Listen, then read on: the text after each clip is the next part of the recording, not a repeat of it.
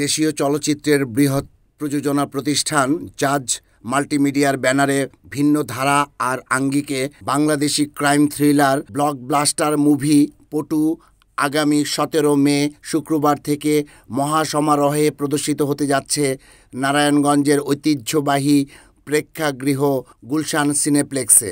রাজশাহী জেলার দুর্গম চরাঞ্চলের মানুষের জীবনে ঘটে যাওয়া স্পর্শকাতর কিছু ঘটনা নিয়ে চলচ্চিত্রটি নির্মাণ করেছেন বর্তমান প্রজন্মের কৌশলী নির্মাতা আহমেদ হুমায়ুন। বিশাল ক্যানভাসে এক ঝাঁক নতুন শিল্পীদের পর্দায় শৈল্পিক উপস্থিতি দর্শকদের আলোড়িত করবে ভিন্ন মাত্রায় বলে জানিয়েছেন প্রযোজনা প্রতিষ্ঠান জাজ মাল্টিমিডিয়ার প্রধান আব্দুল আজিজ। পটু সিনেমাটি গল্পের আবর্তে নির্মাণ শৈলীতে যে কটি চরিত্রে রূপায়ণ ঘটেছে তার অন্যতম কেন্দ্রীয় চরিত্র মোড়ল চরিত্রটি চরিত্রায়ন করেছেন নারায়ণগঞ্জের সংস্কৃতি পরিমণ্ডলে বেড়ে ওঠা থিয়েটার কর্মী সোহেব মনির।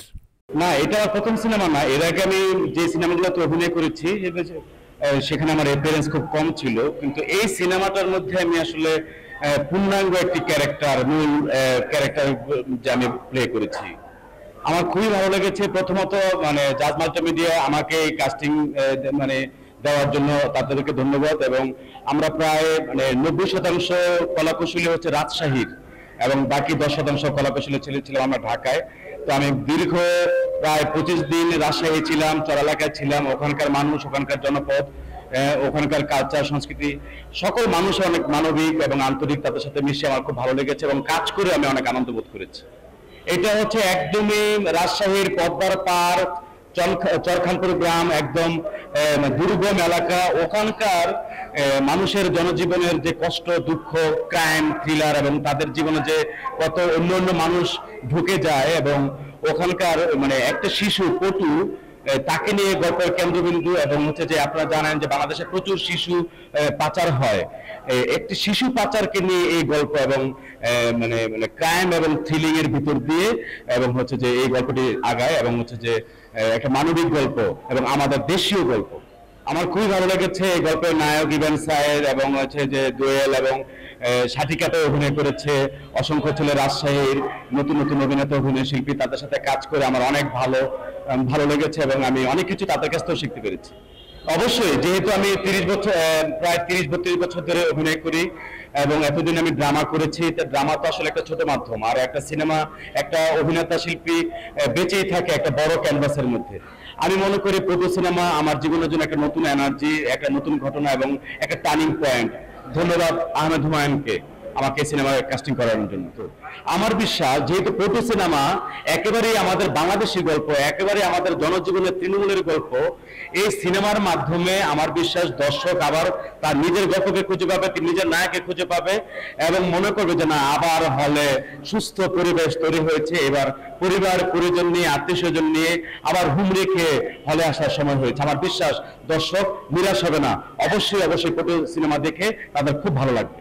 নারায়ণগঞ্জবাসীর উদ্দেশ্য হচ্ছে যে আমি শিশুকাল থেকে নারায়ণগঞ্জে থাকি, আমাকে অনেকে বাবুলিল্লাহ পোলা বলে।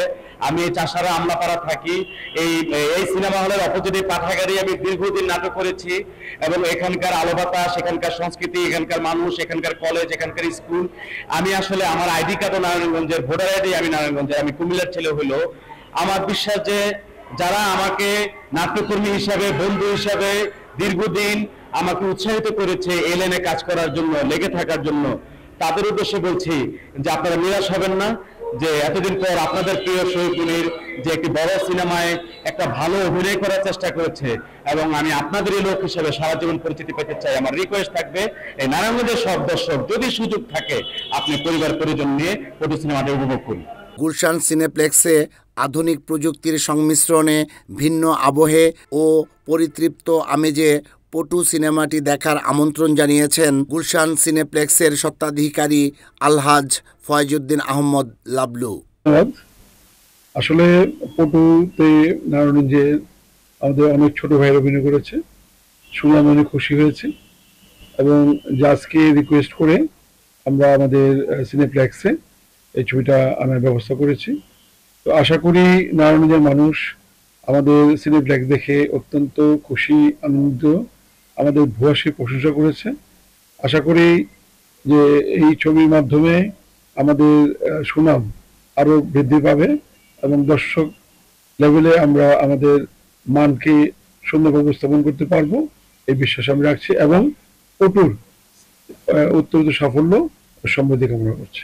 আমি চেষ্টা করছি যে যেহেতু আমাদের নারায়ণগঞ্জের ছোট ভাইয়েরা অভিনয় করেছে, আমি বিভিন্ন লেভেলে আমি নক করছি যাতে এই ছবিটা দেখা একটু উৎসাহিত করে এবং দর্শক সমাগম বাড়ে, সেই জন্য আমি চেষ্টা করছি এবং এখানকার যারা কলা কুশলী আছে তারাও বিভিন্ন লেভেলে কষ্ট করছে।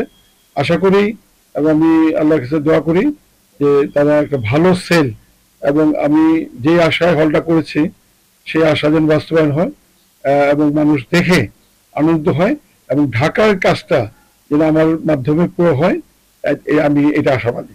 যে অনেকে ইতিমধ্যে যারা ব্লকবাস্টার দেখেছে তারা এখানে এসে আমাদের বলেছে যে আমাদের যে মান এবং আমাদের যে মানে সৌন্দর্য এটা বসুন্ধরা ব্লকবাস্টার থেকেও সুন্দর হয়েছে এবং অনেকে এত কম টিকিটের রেট দেখে আমার আনন্দিত হয়েছে, আমাকে জিজ্ঞেস করেছে এত রেট কম রাখবেন কেন। তখন আমি বলেছি যে আমি নারায়ণগঞ্জ মানুষকে সিনেমা হলমুখী করার জন্য এটা আমি 200 টাকা চার্জ করেছি। আশা করি যে দর্শক এই চার্জ দিয়ে দেখে তাদের পরিবার পরিজন দেখবে এই আশাবাদ আমি ব্যক্ত করছি। চলচ্চিত্রে ভিন্ন ধারার সংযোজন ও নির্মাণ শৈলীর এ ধারাবাহিকতা বজায় রাখতে পারলে দেশীয় চলচ্চিত্র পুরনো ঐতিহ্য ফিরে পেতে খুব একটা সময় লাগবে না বলে মনে করেন সিনেমা প্রেমিকরা। রিপোর্ট আহমেদ শরীফ, NAN TV।